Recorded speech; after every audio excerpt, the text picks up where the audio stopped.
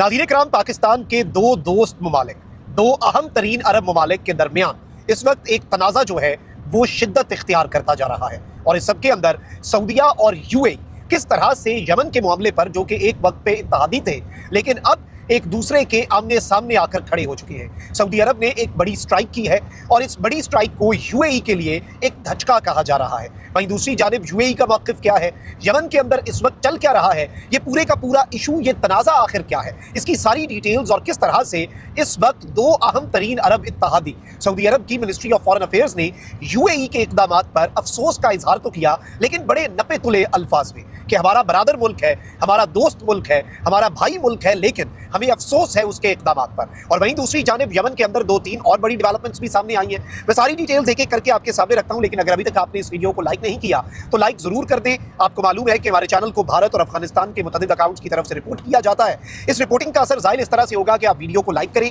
एक के बजाय ज़्यादा से ज़्यादा कॉमेंट्स करें और हो सके तो इस वीडियो को मुख्तलिफ व्हाट्सएप ग्रुप्स के अंदर भी शेयर करें। नाज़रीन इकराम, सऊदी अरब और यूएई के दरमियान जो कशीदगी है वो इस वक्त यमन में सर उठा रही है। इसके साथ ही साथ कुछ और ऐसे मकामात भी हैं जहां पर सऊदी अरब और यूएई डिफरेंट साइड्स पे खड़े हैं, यानी वो डिफरेंट ग्रुप्स को सपोर्ट कर रहे हैं। यूजुअली इन दोनों ममालिक के दरमियान डिसएग्रीमेंट नहीं होता, लेकिन अब पिछले कुछ अरसे से कुछ टेंशन्स हैं, कुछ सदमोहरी है और कुछ टेंशन्स और कुछ मामलात के ऊपर डिसएग्रीमेंट्स जो है वो सर उठा रहे हैं। अच्छा, अब इस सब के अंदर जो सबसे इंपॉर्टेंट चीज़ है जो समझने वाली है कि यमन में सऊदी अरब और मुत्तहिदा अरब अमारात के दरमियान जो कशीदगी है वो दरअसल एंटी हौसी इत्तेहाद जो है उसके अंदरूनी इख्तलाफात से जुड़ी हुई है, जो कि दिसंबर 2025 में ये इख्तलाफात शदीद से शदीद तर हो गए। नाज़रीन इकराम, 2015 से यानी पिछले 10 साल से सऊदी क़यादत जो है उसमें एक इत्तेहाद बना जो कि हौसियों के खिलाफ बरसरे पैकार रहा और दोनों ममालिक जो हैं, इंटरेस्टिंगली यूएई और सऊदीया, ये एंटी हौसी इत्तेहाद को तो सपोर्ट कर रहे थे, लेकिन मुख्तलिफ फरीकों की इन दोनों ग्रुप्स ने हिमायत जारी रखी। सऊदी अरब जो है वो बैनुल अक़वामी सतह पर तस्लीम शुदा हुकूमत और इससे मुंसलिक फोर्सेज जो है उसकी हिमायत करता है।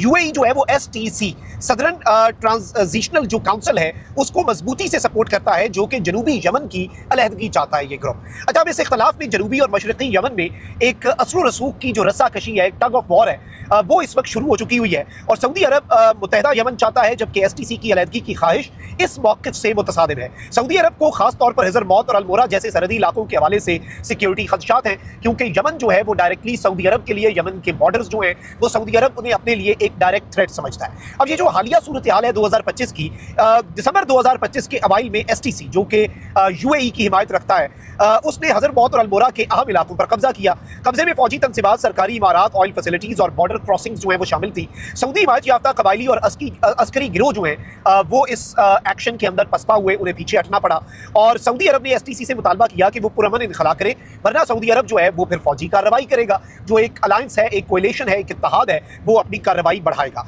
30 दिसंबर को सऊदी इत्तेहाद ने मकला बंदरगाह में एक महदूद, यानी कि आज के दिन एक महदूद फ़ज़ाई हमला किया है। हदफ जो है वो यूएई की बंदरगाह फुजेरा से आने वाले 2 बहरी जहाज़ों से उतारा गया असला और बख्तरबंद गाड़ियां थी, यानी कि असलहे को और बख्तरबंद गाड़ियों को निशाना बनाया गया है और कहा यह गया है कि ये यूएई से बेसिकली कंसाइनमेंट जो है ये यमन आ रहा था। अब इस चीज़ को बड़ी अहमियत की निगाह से देखा जा रहा है। यूनाइटेड अरब एमिरेट्स जो है वो भी एक इंतहाई रिस्पॉन्सिबल मुल्क है। सऊदी अरब जो है वो भी एक बड़ा रिस्पॉन्सिबिलिटी का मुजाहरा करने वाला मुल्क है। इस सबके अंदर दोनों मुल्कों के इंटरेस्ट जुड़े हुए हैं, दोनों मुल्कों के मफादात जुड़े हुए हैं, दोनों मुल्कों के एलाइज और इत्तेहादी जो हैं वो तकरीबन एक ही हैं और दोनों मुल्क जो हैं वो इंटरनेशनल पॉलिटिक्स में भी एक ही तरह की पोजीशनिंग रखते हैं। अब ये जो आज का इंसिडेंट है नाज़रीन इकराम, ये एक बड़ी और एक सिग्निफिकेंट एस्केलेशन के तौर पर देखा जा रहा है, क्योंकि जो यूएई और सऊदी टेंशन्स हैं इनसाइड यमन, इस तनाजुर में इस चीज़ को देखा जा रहा है। सऊदी अरब जो है उसने वेपन्स और टैक्टिकल व्हीकल्स, जो कि सऊदी अरब ये कह रहा है कि मुकाला पोर्ट पर 2 शिप्स जो हैं वो यूएई से आ रही थी, ये सऊदी अरब का मौक़िफ़ है, ये हथियार लेकर सऊदी अरब ने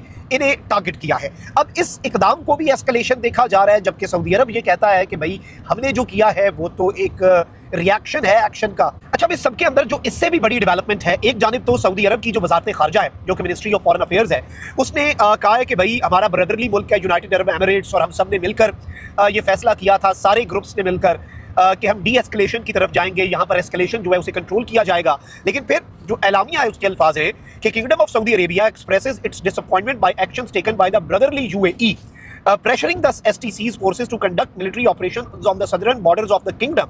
अब ये कहते हैं कि भाई किंगडम जो हमारा है उसके सदर्न बॉर्डर्स के ऊपर जो STC के एक्शंस हैं वो ब्रदरली मुल्क यूएई जो है उसकी वजह से हुए हैं। और इस तरह से इसमें किंगडम जो है उसने कहा है कि भाई जो भी थ्रेट होगा हमारे खिलाफ, यानी ये बात जो है ये किंगडम ऑफ सऊदी अरेबिया कह रहा है कि हम हर स्टेप्स लेंगे, हमारी सिक्योरिटी एक रेड लाइन है और हम कन्फ्रंट करेंगे और हर थ्रेट को न्यूट्रलाइज करेंगे। यानी ऑल द थ्रेट्स जो हैं जो कि सऊदी सॉवरेनिटी के लिए होंगे हम उन्हें न्यूट्रलाइज करेंगे। फिर इस सबके अंदर जो इससे भी बड़ी खबर है यूएई के लिए वो ये है कि यमन की जो प्रेसिडेंशियल लीडरशिप काउंसिल है पीएलसी, एसटीसी मैंने आपको बताया वो यूएई के साथ अलाइंड है। ये जो पीएलसी ग्रुप है presidential leadership council, it is aligned with Saudi Arabia.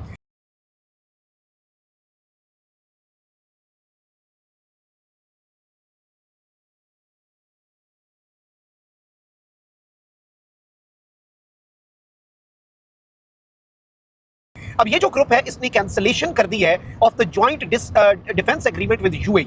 अब ये बड़ी इंपॉर्टेंट चीज है। इन्होंने क्या कहा है, इन्होंने कहा है कि भाई यूएई की अगर कोई फोर्सेस, क्योंकि यमन की अंदर जो रिकग्नाइज्ड गवर्नमेंट है उसका एक मुआहदा था जॉइंट एक टास्क फोर्स के साथ जो कि बनी थी, पाकिस्तान उसका हिस्सा उस टाइम पे नहीं बना था। आपको याद होगा उस टाइम पे जब ये चल रहा था मामला 15 में।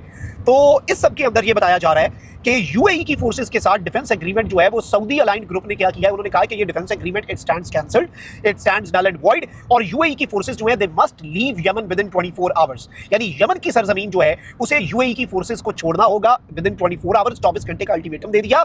और साथ एक एयर ब्लॉकेट जो है वो यमन के ऊपर लगा दिया है। अब पाकिस्तानियों के कॉन्टेक्स्ट से मैं ये कहूँ तो हमारे तो दोनों बरादर मुल्क है, हमारे तो दोनों दोस्त मुल्क है, हमारे तो दोनों के साथ बहुत अच्छे ताल्लुकात हैं और चीजें जो हैं वो बातचीत के जरिए हल होनी चाहिए। टेंशंस और एस्केलेशंस जो हैं वो कोई हल नहीं होता। एस्केलेशन कंट्रोल जो है इसका ऑप्शन हमेशा आपके पास रहता है और होना भी चाहिए।